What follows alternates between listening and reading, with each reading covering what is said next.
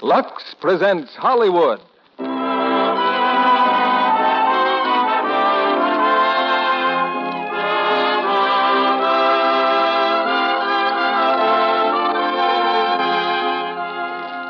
The Lux Radio Theatre brings you Laura, starring Dana Andrews, Gene Tierney, Vincent Price, and Otto Kruger. Ladies and gentlemen, your guest producer, Mr. Lionel Barrymore.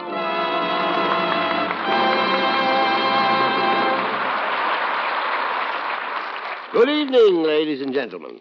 Now, if there is one form of entertainment we Americans are singularly partial to, it's the mystery or detective story, popularly known as the whodunit. 1 out of every 4 new works of fiction published in this country is a mystery or detective story. Some 300 new books of this sort appear each year. Needless to say, you couldn't read all of them if you tried. But tonight, we're bringing you one of the most intriguing mysteries of recent years, the current 20th Century Fox hit, Laura. Our stars are Gene Tierney, who is just completing a Bell for Adano at 20th Century Fox, Dana Andrews, and Vincent Price, all 3 in their original screen roles. Also, the ever-versatile Otto Kruger. Now, I think one of the reasons mystery stories are so popular, especially in troubled times like these, is that they satisfy our sense of order. They take a troublesome and seemingly hopeless situation, and they put everything to rights, simply by the use of human intelligence and sensible methods. Of course, you could say the same about lots of things. Lux Flakes, for instance. They take those troublesome problems of how to wash fine fabrics safely so they'll wear longer and look better, and they give a quick and very satisfactory solution, especially in these difficult times when it's important to take care of what we have. It's little wonder Lux Flakes are so popular. Well, now it's curtain time, and here's Act 1 of Laura, starring Dana Andrews as Mark McPherson, Gene Tierney as Laura, Vincent Price as Shelby Carpenter, and Otto Kruger as Paul Lydecker.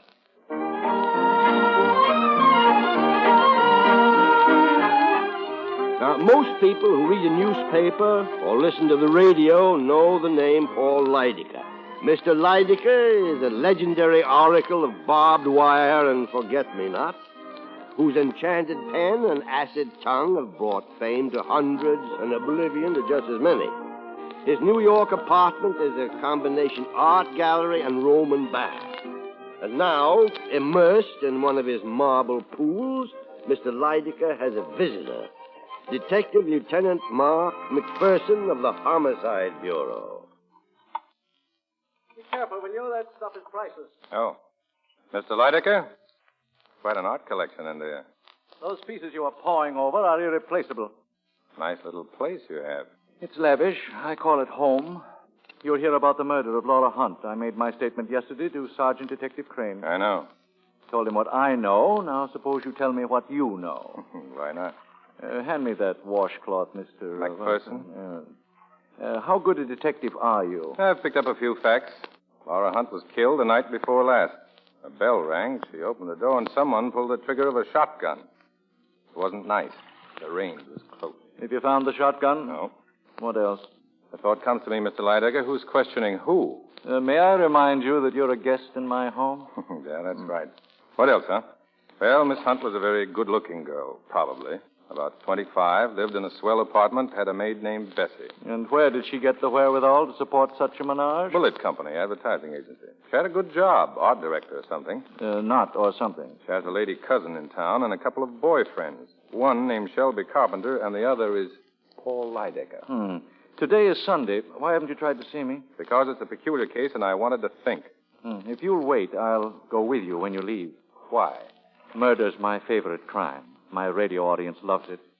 I know you'll visit all your suspects, and I'd like to study their reactions. You're on the list yourself, you know. Be insulted if I weren't. Were you in love with Laura Hunt, Mr. Lydecker? Was she in love with you? Laura considered me the wisest, the wittiest, the most interesting man she'd ever met. I was in complete accord with her on that point.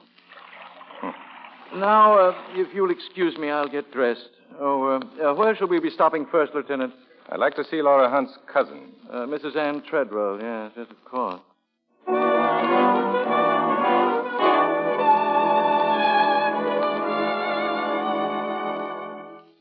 I'd like to ask a few questions, Mrs. Treadwell. I'll do anything I can to help.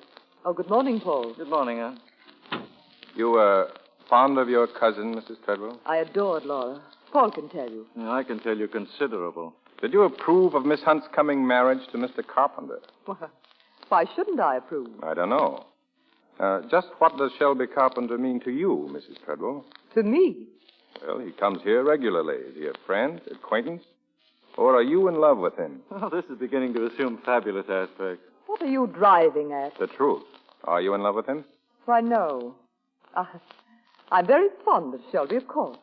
Everybody is. I despise him. You've been withdrawing a lot of cash from your bank, Mrs. Treadwell. $1,500 at a clip. $1,700. I needed that money. Mm-hmm. The day you took out $1,500, Carpenter deposited $1,350. When you withdrew $17, he deposited $15. You shooting craps, Ann? Oh, must I be insulted like this? Shelby needed some money. I lent it to him. I supposed I could do with it as I pleased. Sure. Now, on Friday night, you were home alone. Why didn't you go to the concert with Mr. Carpenter? Concert? Why, I didn't go because he didn't ask me. Well, hello. Oh, just talking about you, Carpenter. What a coincidence to find you here. This is Lieutenant McPherson. Yes, we've met. I didn't know you were here, Mr. Carpenter. I've been lying down. My hotel room is so hot, and then all the reporters and the telephone. You know how it is, Lieutenant. I've hardly slept a wink since it happened. Is that a sign of guilt or innocence, McPherson? I'm as eager to find the murderer as you are, Lieutenant. Laura and I were going to be married this week, you know. No, he doesn't know, and neither do I, nor you, nor anyone else. Oh? Laura had not definitely made up her mind to marry him. She told me so herself. She was going to the country to think it over. Laura was extremely kind, but she'd never have thrown her life away on a male beauty in distress. I suppose you've heard losers whine before, eh, Lieutenant? Yesterday, you said you went to that concert Friday night, Mr. Carpenter. What did they play? Oh, some Brahms and Beethoven's Ninth. Mm-hmm. Well, this place Miss Hunt had in the country. Have you got a key to it? No, but I think there's one in her apartment. Well, I'll have a look. And perhaps I could help you? Okay, come along. Goodbye, Mrs. Treadwell.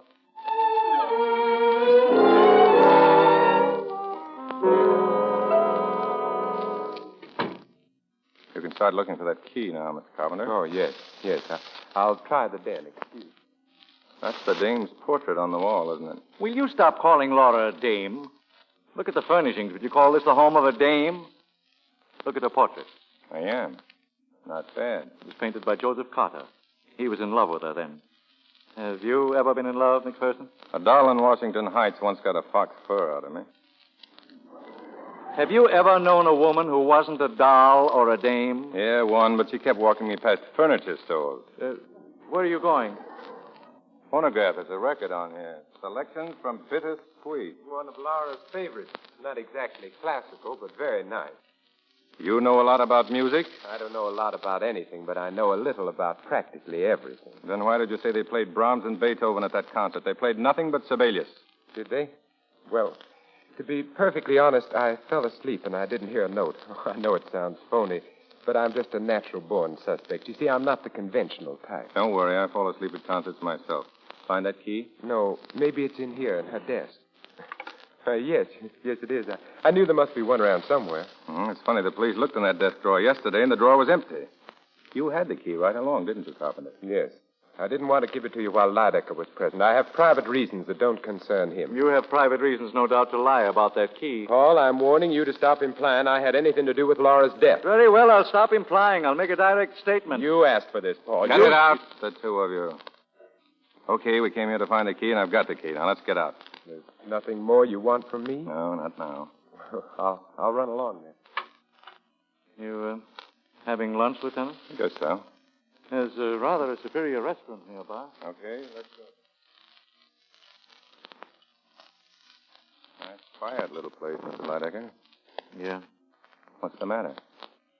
You wouldn't call me a sentimental person, would you, Lieutenant? Well, Dozens of times we sat here at this very table, Laura and I.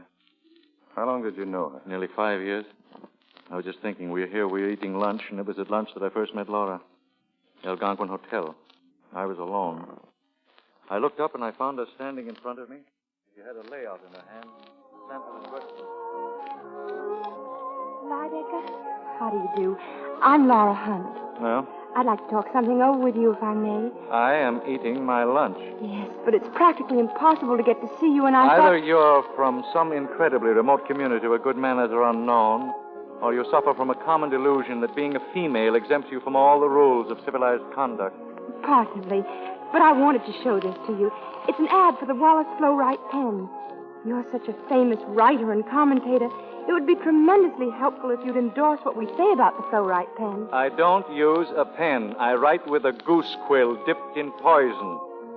And you may tell your employers that they don't know anything about this.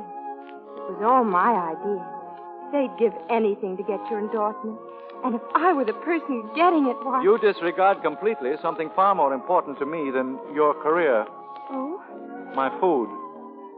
You mean that, don't you? Well, of course I mean. I never heard of anything so selfish. In my case, self-absorption is completely justified. I have never discovered any subject quite so worthy of my attention. But in your column, on the radio, the things you say, they're filled with such understanding, such sentiment. Miss Hunt, you are beginning to bore me. You're a poor man, Mr. Lydecker. I feel very sorry for you. Goodbye. With Laura Hunt occurred about 2 hours later. Kept after you, did she? No, I went to her because I couldn't stop thinking about her.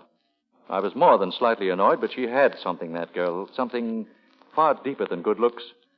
I went to Bulletin Company, proceeded to do something I have carefully avoided since the age of 2. I apologized. Laura looked at me and she smiled. Your apology is accepted, Mr. Lydecker. It was very nice of you to go to all this trouble. Goodbye. In a moment, Miss Hunt. For reasons which are too embarrassing to mention, I'd like to endorse the Wallace Flow-Wright pen. Have you an ad? You're a very strange man. Now I'm sure you're sorry for the way you acted. Let's not get psychiatric. But in a word, yes. And you are a very kind person. No, I'm vicious. The real secret of all my charm. But if you think me kind, I'll call for you here at 6. What? We'll have dinner together. I can't make it any later. Will you be ready? Why, yes, I'll be ready. Coffee, Mr. Lydecker? Thanks. I started then to help Laura. I did everything in the world for her. I am a man reputedly of overwhelming ego, but this I admit without reserve. It was Laura's own talent, her own incredible charm that enabled her to rise to the top of her profession. Through me, Laura met everyone, famous and the infamous. And deferring always to my taste and judgment, she captivated them all.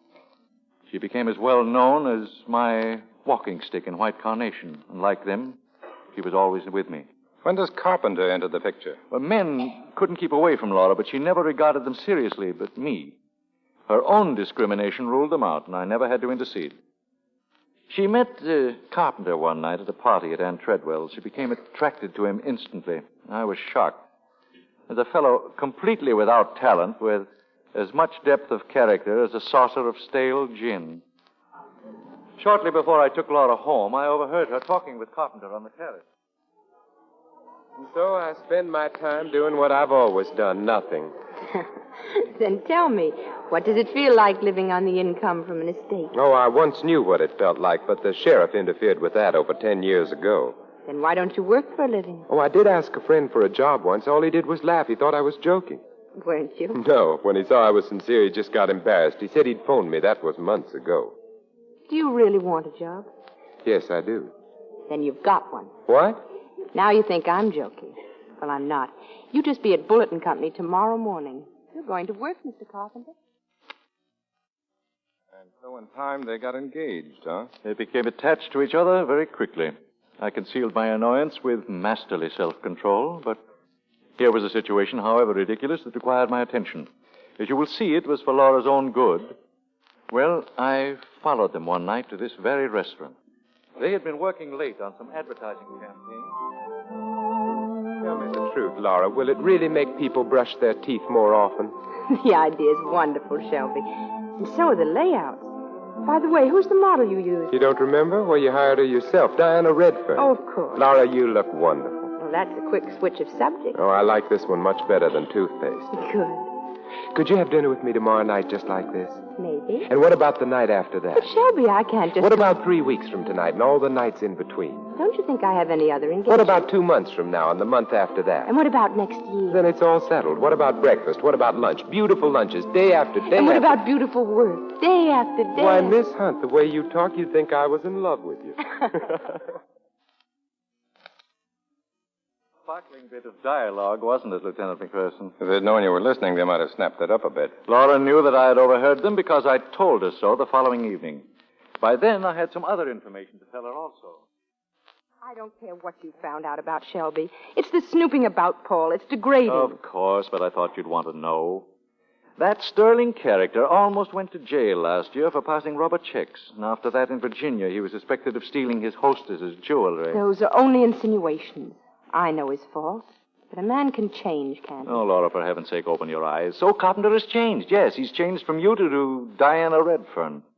Running around with her now. A model from your own office. Paul, how can you be so despicable? You know what you mean to me. How can you try so deliberately to hurt me? Hurt you? Paul, Shelby and I are going to be married next week. Ah. You gave him a cigarette case on his birthday, didn't you? A valuable case?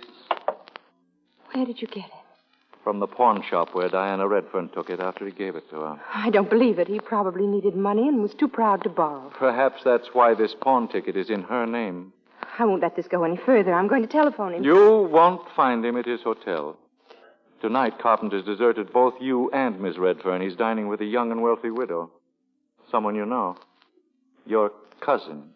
He's been treating her rather badly these days. I'll phone Anne at once. Really, my dear, you don't think that Anne would give him away, do you? Oh, it's nasty, I know it, but I must make you realize.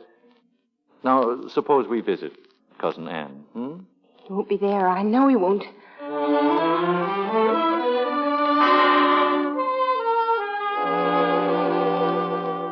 Oh, good evening, Miss Laura.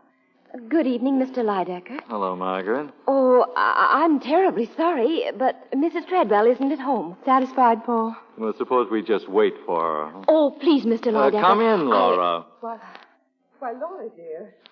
And Paul. We were just having dinner. Yes, I know. Laura, I didn't expect to see you tonight. There you are, Laura, in a moment of supreme disaster. He's trite. I was just telling Anne about our getting married. Well, sit down, you two. Oh, no. No, thanks. I just stopped by to give you this. A cigarette case. You must have misplaced it somewhere. Laura, wait a minute. Good night, Anne. Good night, Shelby.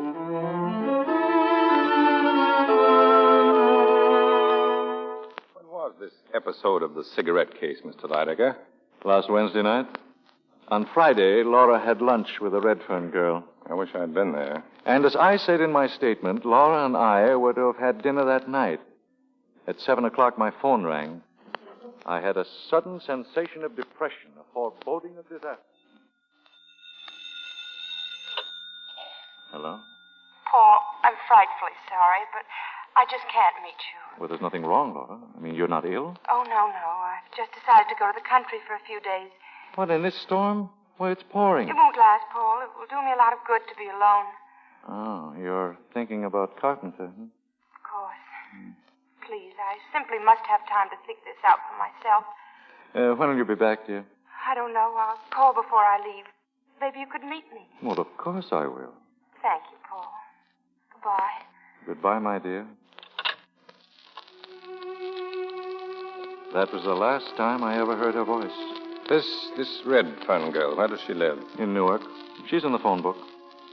I will never forgive myself for allowing Laura to become involved with Carpenter. That was my fault. I should have stopped it long ago, somehow. And she's dead now. It's too late even to think about it. Well, so long. Yeah, too late even to think about it. Goodbye, Lieutenant.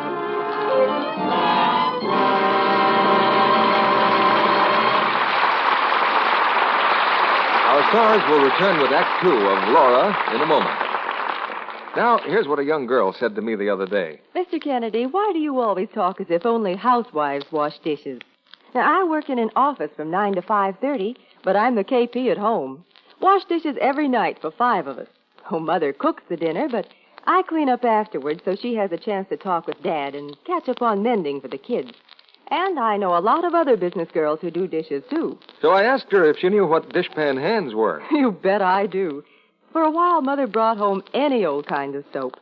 Strong chips, granules, bars. Well, sometimes my hands were so red I wanted to wear mitts when I took dictation.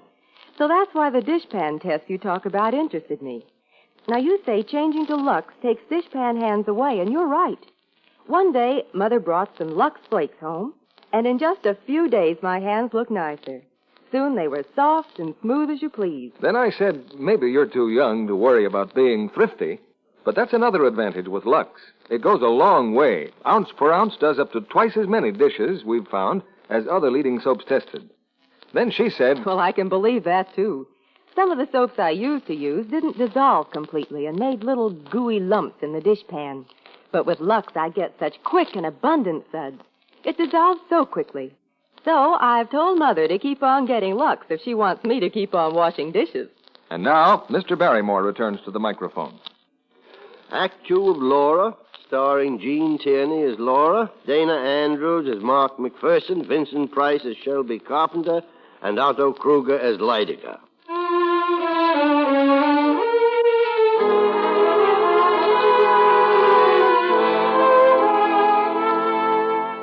It's an hour later.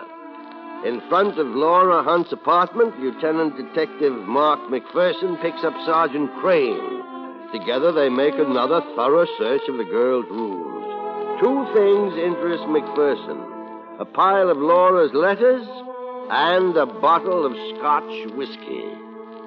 If you're thirsty, Lieutenant, I think you can do better than that there. I'm not thirsty. When did you say that maid was due here? Any minute now. Say, where's McCavity? In the basement. I've had the telephone tapped. He's sitting on it. But who's going to use the phone besides us? Nobody I know of. Still a good idea. I'm making a call now myself. Go down in the basement and relieve Mac. I'll wait here for the maid. Carpenter's coming, too. Okay. Hello. Moscone's? This is Lieutenant McPherson, Homicide Bureau. Laura Hunt's been buying liquor from you, hasn't she? Yeah. Did she ever buy a brand of scotch called Black Pony? You sure of that? Okay. Thanks. Well, come on in, Miss Clary. Never mind that Miss Clary stuff. My name's Bessie. Have a chair. It seems to me you... Those letters belong to her. Yeah. You've been reading her private letters. I said sit down. Cops. I was brought up to spit whenever I saw one. Okay, go ahead and spit if that'll make you feel any better. What do you want to find out? Who killed Laura Hunt? How would I know? If you think I'd done it, ask anyone. Anyone who ever came here. Why, I'd have worked for her, or scrubbed for her, or done anything she would have wanted of me. Pay or no pay. You're loyal, Bessie. It wasn't only on account of the wonderful things she'd done for me. It was because she was so wonderful herself. Miss Hunt was a real lady. Something cops wouldn't know about. How'd this bottle get into her cabinet? I put it there. It's cheap scotch, Bessie. Laura Hunt wouldn't buy cheap scotch. I found it on a kitchen shelf Saturday morning. You know what that means? It means that somebody brought it here Friday night. And that somebody was here with her Friday night. Now, who was it? I don't know. But I didn't want anybody to get any wrong idea about her. God rest her soul. That's why I put the bottle in the liquor cabinet. I done more than that. There were 2 glasses. I washed them out and cleaned off the bottle, too. Destroying evidence, Bessie. I don't care. I'll do anything to keep her name from being dragged through the mud. Relax. Bessie, I'd like some ice in this setup. You mind? I'll get it. A couple of highball glasses. I'm expecting somebody. More cops? No, Shelby Carpenter. Let him in and then get the glasses. The door's open, Lieutenant. Oh, come in. I didn't expect you, Mrs. Treadwell. Oh, are you either, Mr. Lydecker? Shelby's dropping me at the hairdresser later. I only sent for you, Carpenter. I know. So I thought I might as well come along. Yes, my excuse is equally feeble. I just dropped in to inquire as to the state of your health, Lieutenant. Insipid, I trust? About to have a drink. Oh, Bessie, 2 more glasses. Yes, sir. Hello, Bessie. What are you doing here? I'm paid up for the week and I'm working regardless. Scotch, Lydecker? Excellent. Will this do? It's Black Pony. I'm a guest here. It'll have to do. Here's the ice in the glass. You can skip mine, Lieutenant. I'm not much of a daytime drinker. Oh? Well, that'll be all, Bessie. You can go home now. But Yes, sir. I'll go. Thank you. I remember when Laura bought these glasses. She loved them. She loved all her things so. What are you going to do, sell them? I suppose so, if I'm appointed administrator. I'll probably call in Corey. Corey, the art dealer? Yes, he can dispose of everything. It'll be less gruesome that way. Not quite everything, Anne. There are 2 or 3 things that belong to me. That vase, for instance, the antique fire screen, and, of course, the clock. That's quite a hunk of clock. You've got one just like it, haven't you? I noticed it in your apartment. They were made 200 years ago by Corbeil Fils. 2 clocks exactly the same, created at the order of the Prince of Wales. I lent one to Laura. Oh, really, Paul? Yes, really, but the vase is the gem of my collection, and I intend to have it back. I can take it with me now. Nothing's leaving here, Lydecker. Only you. Oh, is that your quaint way of indicating dismissal? Well, we're all leaving. I've got to get back to headquarters. But I don't understand, Lieutenant. I thought you sent for me. I did. Well, don't you want to ask me any questions? Nothing pressing. Oh, I see. Well, I bid you goodbye. The vase, Mr. Lydecker. Put it down. The what? Oh, of course. Just a slight touch of kleptomania.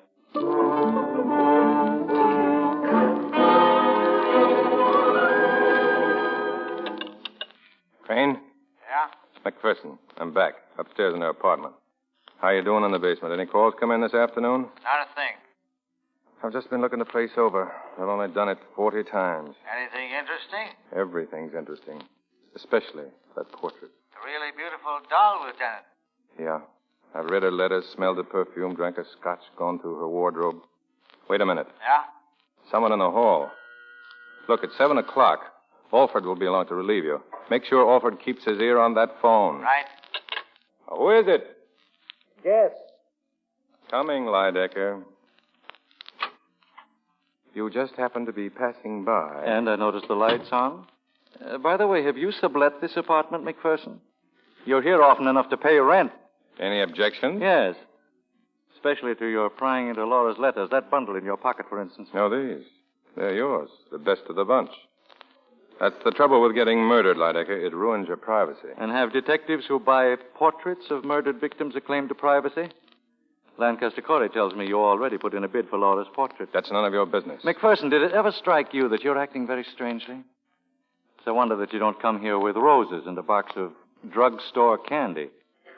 Have you been dreaming of Laura as your wife? By your side at the policeman's ball or in the bleachers? Or listening to the heroic saga of how you acquired a silver shin bone in a gun battle with a gangster? Yeah, I see you have. Why don't you go home? I'm busy. Well, perhaps we can come to terms now, huh? You want her portrait? Perfectly understandable. I want my possessions, my vase, my clock, my fire screen. Now, if you Get going. You better watch out, Lieutenant. You'll end up in the psychiatric ward. I don't think they've ever had a patient who fell in love with a beautiful girl who died before he met her. Or did you meet her? Well, good night, McPherson.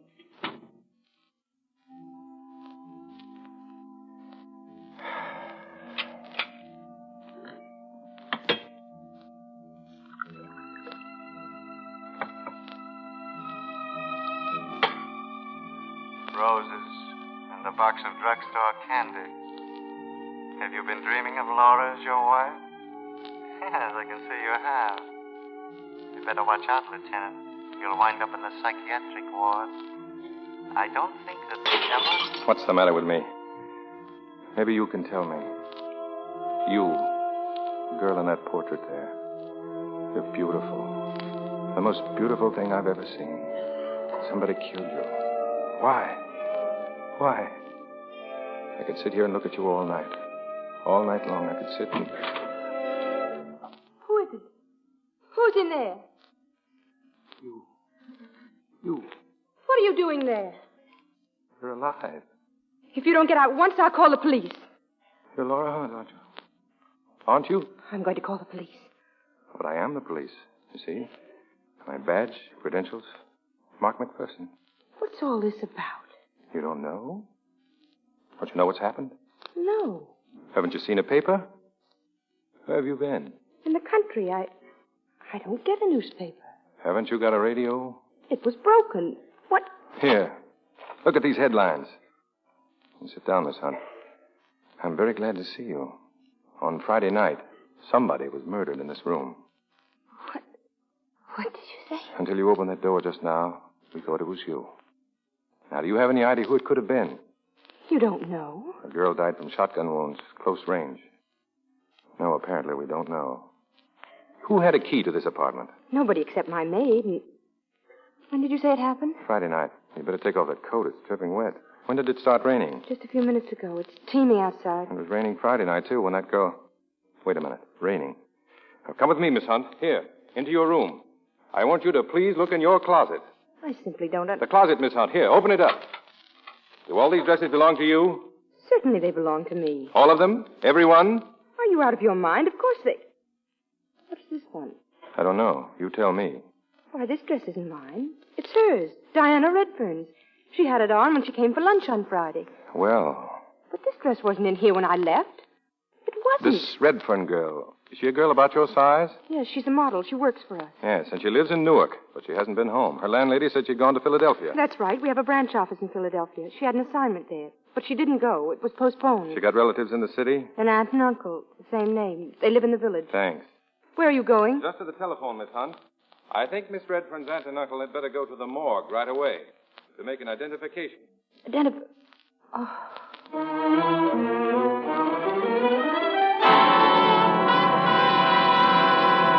Right. So long, Inspector. Well, that's that, Miss Hunt. They've located the Redferns? Yes, we ought to know soon. Now, Miss Hunt, when you went to the country Friday, did you see anyone you knew on the train? No. Then what? I got off at Norwalk. I keep a car in a private garage near the station. I drove to my house. It's about 18 miles. What did you do in the country? Worked in my garden. Didn't leave your place in all that time? I keep everything I need in the house. I went there expressly to be alone. Mm-hmm. You were going to marry Shelby Carpenter this week. Yes. But you went away for a long weekend to be alone. You know Shelby Carpenter has a key to this apartment. Why didn't you tell me? Because I know nothing of the sort. He hasn't. How else did the Redfern girl get into the apartment? You knew she was in love with Carpenter. I knew she was in love with him. She told me so herself. But I also know that she meant nothing to Shelby. I understand him better than you do. She was found, and I'm convinced now it was Miss Redfern. She was found in your dressing gown. What of it? You yourself told me it was raining Friday night. You yourself just saw her dress. It's full of wrinkles and rain spots. Well, how did she get in here? Why? Who brought her here? I haven't the slightest idea. Now, look, Miss Hunt, do you love this Carpenter fellow so much you'd risk your own safety to protect him? He must have brought her here. You suspect me. You think I killed somebody in jealousy. I'm trying to get at the truth. I'm sorry. Strictly routine. Well, I'll see you in the morning, Miss Hunt. Meanwhile, don't leave this apartment and don't use the telephone. But I've got to use it. I've got to let my friends know I'm alive. I'm sorry, but I must insist. If anything should happen to you now, I wouldn't like it. All right, I promise. There's one more thing. I know that you went away to make up your mind whether you'd marry Shelby Carpenter or not. What did you decide? I decided not to marry him. Well, I'll be seeing you in the morning, Miss Hunt. Good night. Good night.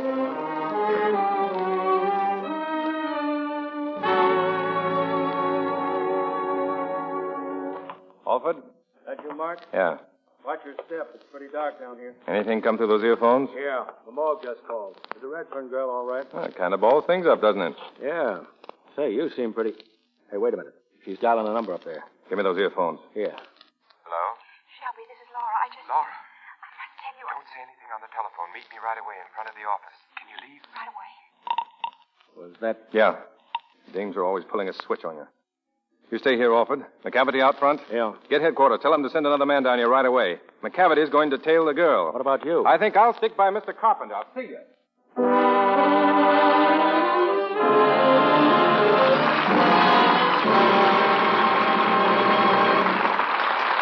We pause now for station identification. This is CBS, the Columbia Broadcasting System.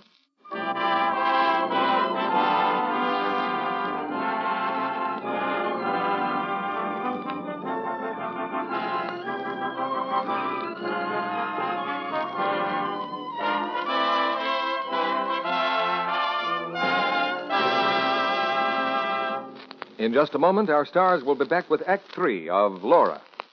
Now, here's our Libby with her head in a turban, looking like a fortune teller. I see the future of your stockings. Well, here's a lady who'd like to know how long her stockings will last. Suppose you tell her. How long have you had them now? They're new. I've worn them twice. You will wear these stockings for 3 weeks more, until Monday, February 26th. Why, how wonderful. How can you tell? It's simple. According to a washing expert, 23 days is the average wearing cycle of rayon stockings. So if you've worn these 2 days already, you've still got 21 days or 3 weeks to go. But my stockings never last that long. I must be way under average. Oh, that's too bad. Perhaps I can help you. I see you in the evening washing stockings. I see cake soap and rubbing. That's right. In this weather, stockings get all splattered up the back, and I have to rub to get the spots out. Well, I think that's your trouble then. You see, stockings are delicate. They just can't take harsh treatment like that. They need gentle care, lukewarm water and gentle Lux, and no rubbing. If they are spotted, just take a few Lux flakes in your moistened fingers and work them in gently. Then squeeze the suds through the stocking, rinse well, and dry rayons for at least 24 hours. With proper care, I'm sure your new stockings will last much longer. Yes, strain tests show that Lux stockings do last longer, actually twice as long, as those washed with strong soap or rubbed with cake soap. Twice the wear from every pair with Lux Care. That's worthwhile, isn't it? So stick to Lux for stockings. Now, Mr. Barrymore returns to the microphone. After the play, you're invited to join us for a brief chat with our stars. Now, here's Act 3 of Laura, starring Dana Andrews as Mark, Jean Tierney as Laura, Vincent Price as Shelby Carpenter, and Otto Kruger as Lydecker.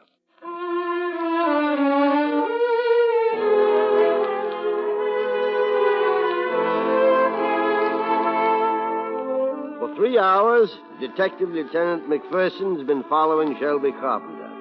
Now, in the black hours of night, he stops his car near a lonely house 18 miles from Norwalk and makes his way carefully toward the front door.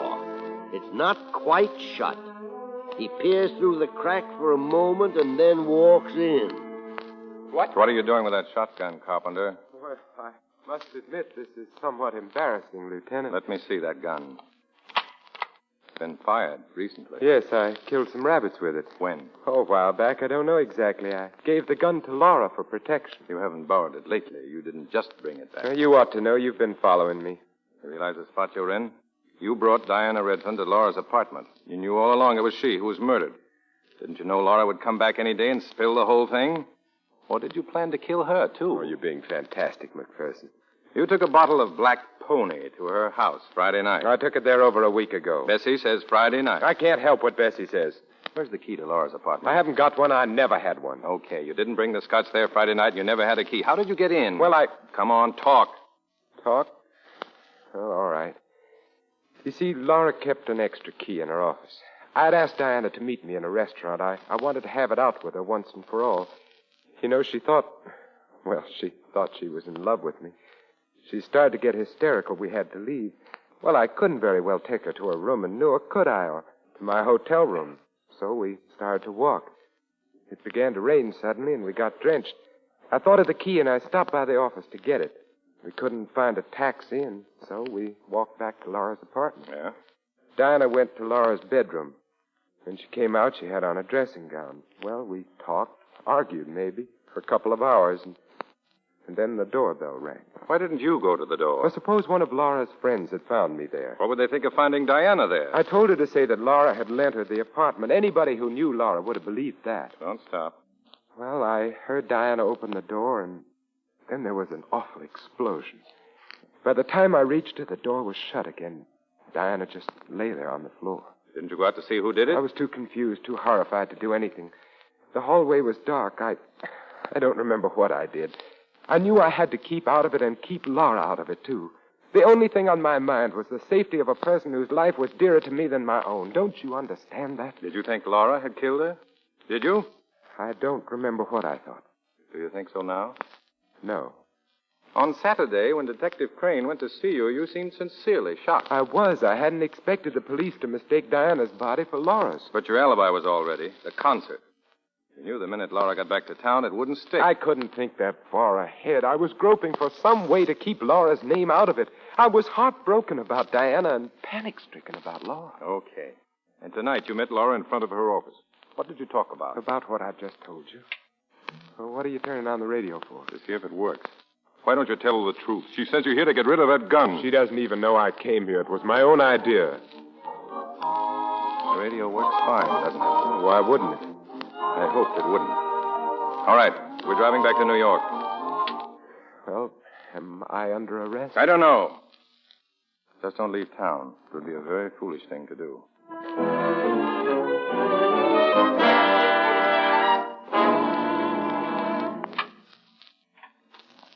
Oh, good morning, Lieutenant. Good morning.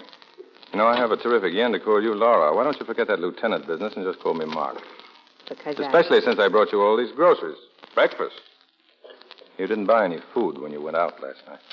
So you know. Yeah. I can fix bacon and eggs. Can you make coffee? Oh, I spoke to Bessie. She'll be a little late. When I told her you were alive, she darn near passed out. Yes, she phoned. Might have been a little more delicate about it. Suppose you set the table, but we'll have to wait a little while for the coffee. I've asked Paul Lydecker to stop by. Did you tell him about me, that I'm alive? No. Why not? It's brutal. I'm not doing it for laughs. Why did you break your promise last night? Not to go out? Because I'll never be bound to do anything unless it's of my own free will. The Redfern girl was in love with Carpenter. You admitted that. I also told you he wasn't in love with her. Paul? I don't know. Just sit still in here. Hello, Lieutenant. Laura? Oh, good morning, darling. Hello, dear. Well, excuse me, Lieutenant. I'd like to kiss my fiancée good morning. Oh, so it's on again. Or do I have to get a police permit? Well, now who? Come in, Lydecker. The door's unlatched. Lydecker, huh? Right on my heels. Well, McPherson, have you thought over the deal I suggested? What about the portrait and the... Why? What? Paul! Laura. Paul! Paul! I'll be all right in a moment. Laura, what? Not now, dear. Don't try to talk now.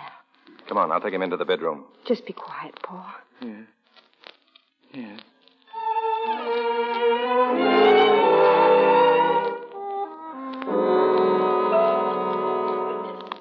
How is he? He'll be all right. He's lying down. This is going just a little too far, McPherson. Your methods are vicious.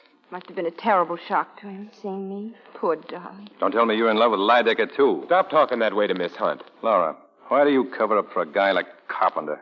What story did he tell you when you met him last night? Don't answer him, darling. Shut up. I've got enough on you, Carpenter, to arrest you right now. Quick, McPherson, the handcuffs. Trundle him off to the hoosegow. Paul. I hope you'll forget my wee touch of angina, my dear. It's an old family custom. Did I interrupt a pinch, McPherson? I've changed my mind for the moment. Well, in that case, better order some food and liquor, Laura. People are coming to celebrate your return this afternoon. A cocktail party. Who asked them? I did. In the quiet of your boudoir just now. I called my man, and he's calling all our dear friends. Why did you do that? Well, perhaps our friends can weave all the loose ends into a noose. Eh, McPherson? You shouldn't have gone to all that trouble, Mr. Lydecker. I'd already called them. Well, I'll run along now, Laura. Sorry about the breakfast. Some other time, maybe.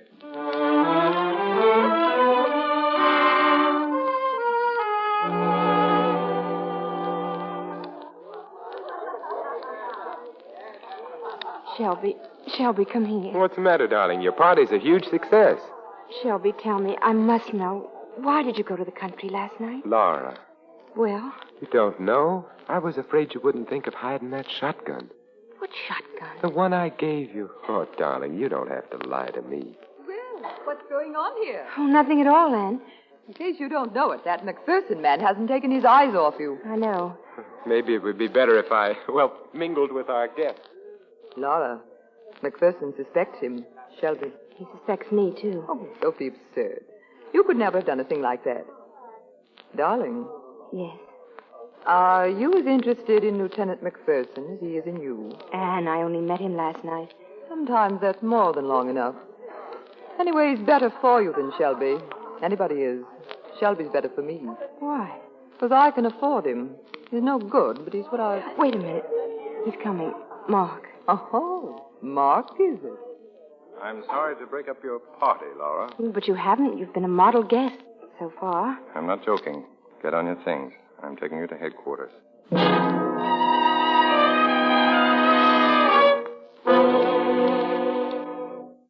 thought I was going to get a cell and a denim dress.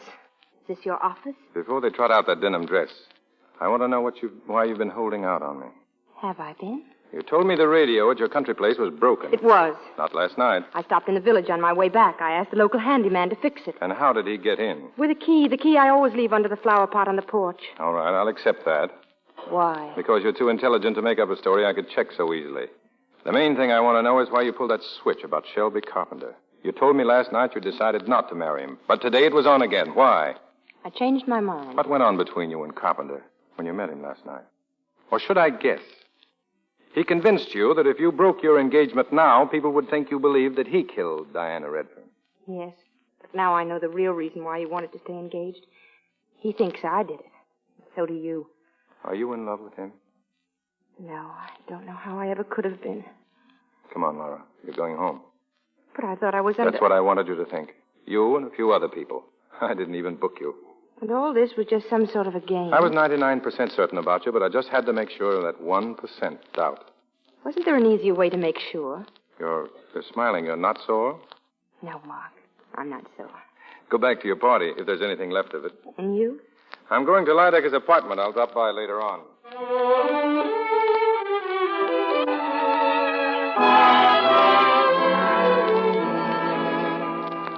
I'm glad they've all gone, Laura.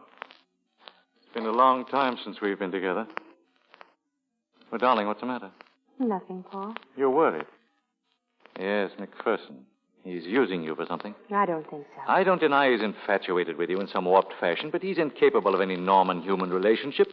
He's been dealing too long with criminals. When you were unattainable, and he thought you were dead, that's when he wanted you most. Fell in love with your portrait. He was glad when I came back, as if he were waiting for me. You know what he calls women? Dames.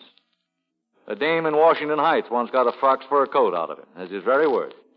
That doesn't mean anything, Paul. He isn't like that. Laura, my dear, you have one glaring weakness. With you, a lean, strong body is always the measure of a man, and you always get hurt. No man is ever going to hurt me again. No, not even you. I? Hurt you? Laura, look at me.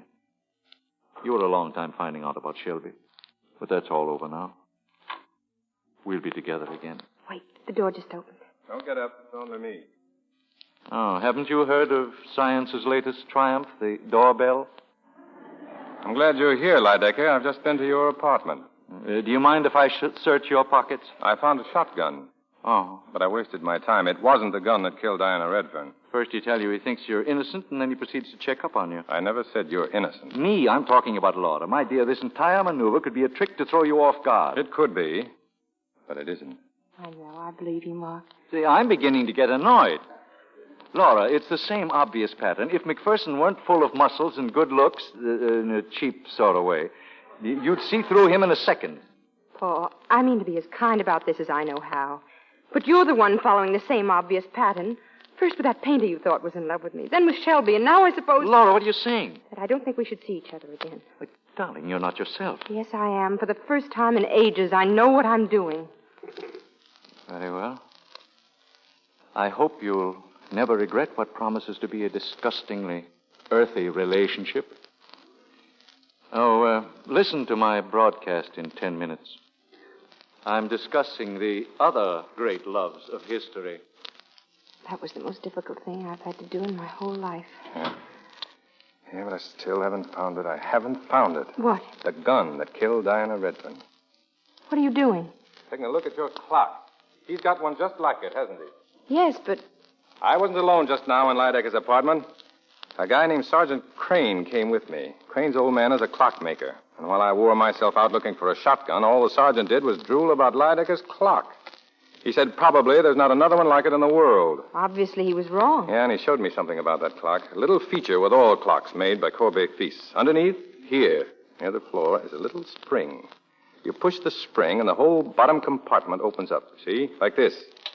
But I never knew. In the old days, I guess people used the compartment for a kind of safe. Today, they use it for hiding other things. Shotguns, for instance. Yep, this is it, Laura. I'm sure of it. And it was put here by the only man who knew about this clock, Paul Lydecker. Oh, no. Yeah. When the Redfern girl opened the door, this hallway was dark. Lydecker saw a girl and assumed it was you, and he fired. He figured if he couldn't have you for himself, he was going to make sure no one else did. He heard Carpenter, so he hid behind the stairway outside in the corridor. Carpenter was scared to death, and he got out as fast as he could. Then Lydecker slipped back in and tucked the gun away in the grandfather clock. Oh, I felt it ever since I came back. I'm the one to blame. Not for anything I did, but for what I didn't do. I should have stopped seeing Paul long ago. But But I couldn't. I owed too much to him. I can understand all that. But I can't understand why you tried so hard to protect Carpenter. I was frantic you'd arrest him. I knew he wasn't guilty. But I knew Paul would do everything he could to incriminate him. It was his way of getting rid of Shelby, just as he got rid of every other man who might have meant something to me. For a charming, intelligent girl, you've certainly surrounded yourself with a remarkable collection of dopes. Now, look, don't touch anything. I'm leaving the gun and the clock. I'll have it picked up in the morning. You're going? Yeah, I'm picking up Lydecker. Mark. I've got to. You know that. Try and get some sleep, will you? Sleep? Well, maybe I can. I'll read a book, listen to the radio. Will you call me later? Sure. Try and forget all this. It's just a bad dream. Good night, Laura. Good night, Mark. Good night. And be careful, please.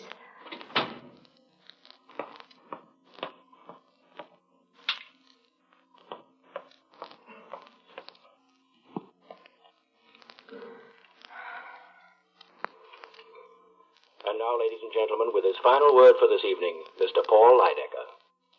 As history has proved, love is eternal. The strongest motivation for man's actions throughout centuries. Love is stronger than life. It reaches beyond the dark shadows of death. May I remind you of some favorite lines of mine from Dowson's poem? They are not long, the weeping and the laughter and love and desire and hate. I think they have no portion in us after we pass the gate. They are not long, days of wine and roses. Out of a misty dream, our path emerges for a while, then closes within a dream. That's the way it is, You've heard the isn't it, voice Laura? of Paul Lydecker by electrical transcription. This is the... There's the final irony to all of this, Laura. You know how I despise melodrama, and yet here I am, a gun in my hand, about to kill you. Oh, you've taken one life. Isn't that enough? The best part of myself, that's what you are, Laura. Do you think I'm going to leave you to the vulgar pawings of a second-rate policeman who thinks you're a dame? He'll find you, Paul. You know he will. Will he? Don't you overestimate the man who thought I left a few moments ago. And all I did was wait in the hall, Laura. And then I let myself in again with the key I've always had. I'm not going to lose you, Laura. Open the door. Don't move, Laura. He didn't leave. He's somewhere in this building. Laura, are you all right? He'll find us together, darling. As always we should have been. As always we will be. No, Paul, no. Turn your face, darling. Please, turn your face. Sorry, Miss Sanford, I had to do it. I better let the boss in before he busts down your door. Laura. It's all right, Mark. Got him through the window, Lieutenant, from the fire escape. I'll call headquarters. Fine detective. A fine detective I am. Laura. Goodbye. Goodbye, my love. Oh, Mark. It's all right, darling. It's all right. The bad dream is over.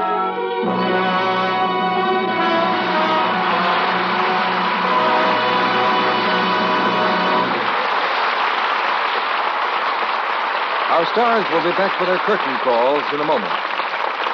The war is far from over. Now is no time to relax. President says Army needs 18,000 nurses. Congress discusses drafting women, 18 to 50.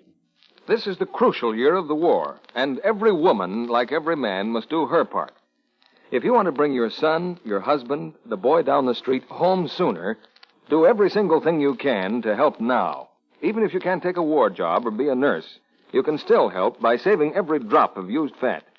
Your used kitchen fats make the medicines our nurses need for our wounded men and the raw materials for synthetic rubber life rafts and airplane tires. The American Fat Salvage Committee says, Fat salvage can no longer be regarded as a volunteer service.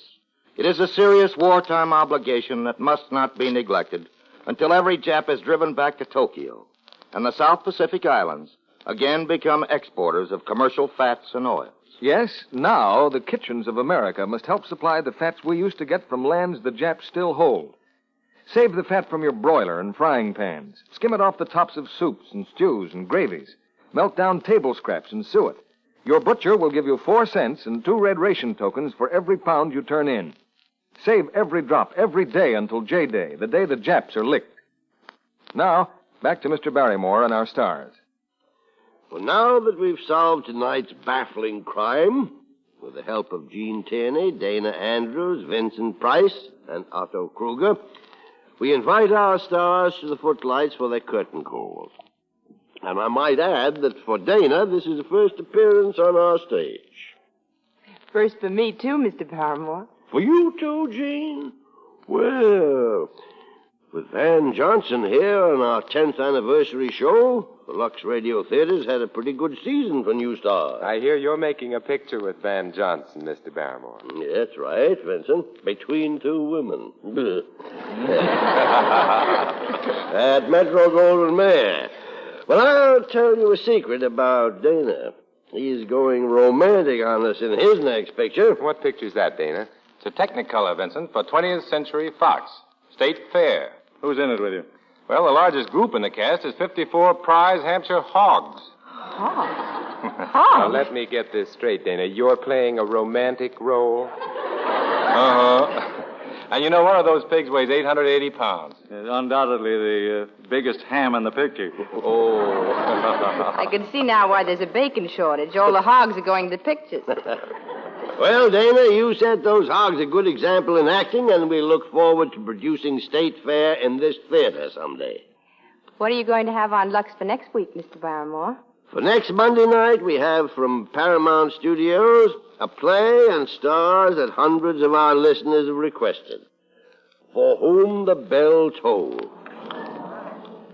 With Katina Paxinu, Akim Tamirov, Mikhail Razumi, and Gary Cooper and Ingrid Bergman. I can guess by the reaction in our studio audience that it's a play you've all been looking forward to. And I don't wonder. Based on the novel by Ernest Hemingway, it's one of the great motion pictures of our time, with 5 great stars in their original screen roles. Sounds like a wonderful evening, Mr. Barrymore. Good night. Good night. Good night. Good night. I hope we meet again.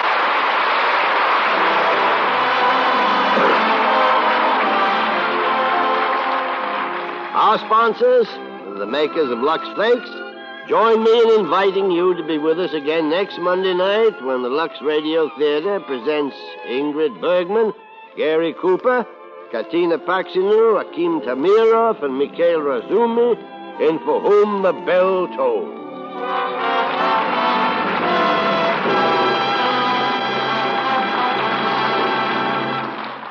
Laura was presented through the courtesy of 20th Century Fox, producers of A Tree Grows in Brooklyn.